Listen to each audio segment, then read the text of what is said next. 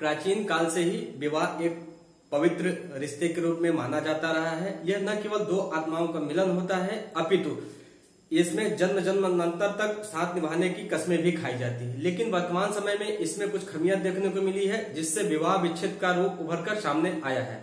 नमस्कार साथियों, मैं कमलेश यादव बादल आपका अपने यूट्यूब चैनल लीगल एक्ट में स्वागत करता हूं। साथियों, आज हम लोग देखेंगे विवाह अधिनियम की धारा 1955।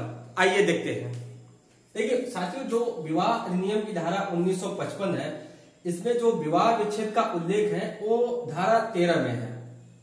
13 ये उल्लेख करती है। देखिए अच्छा, एक चीज, विवाह विच्छेद जो है वो 13A और 13B यानी कि दो प्रकार से आप विवाह विच्छेद कर सकते हैं।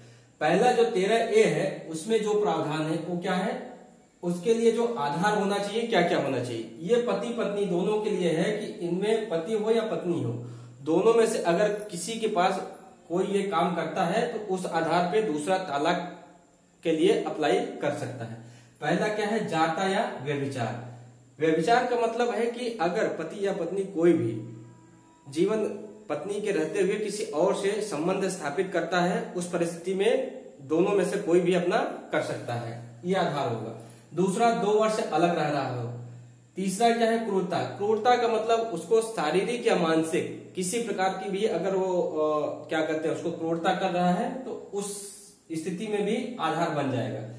ये चौथा है धर्म परिवर्तन। अगर वो धर्म परिवर्तन करता है, जिस धर्म का है उसको छोड़कर किसी और धर्म को ग्रहण करता है, उस स्थिति में भी ये आधार बन जाएगा।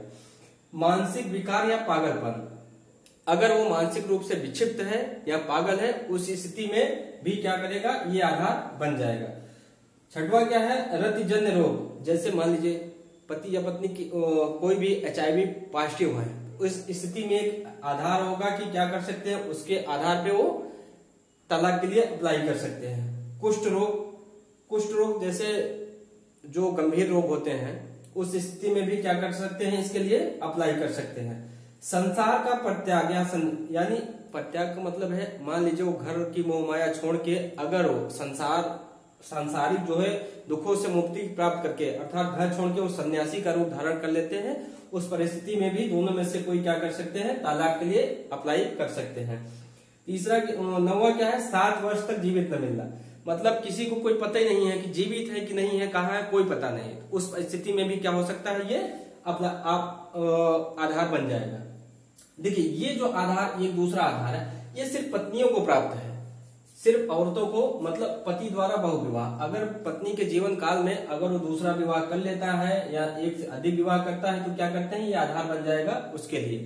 दूसरा क्या है, पति द्वारा बलात्कार। अगर वो पति द्वारा बलात्कार किया जाता है तो भी आधार बन जाएगा। भरण पोषण न करने पर, मान लीजिए महिला को शादी करके लाया, उसका भरण पोषण ही नहीं कर रहा है, उसके खाने पहनने की व्यवस्था नहीं कर पा रहा है, उस स्थिति में भी क्या करेगा, आधार बन जाएगा। और लास्ट क्या है, नाबालिग। अगर मान लीजिए लड़की नाबालिग थी और लड़का बालिग था और शादी कर लेते हैं, उस स्थिति में भी क्या होगा, ये आधार बन जाएगा कि जो है वो तलाक ले सके।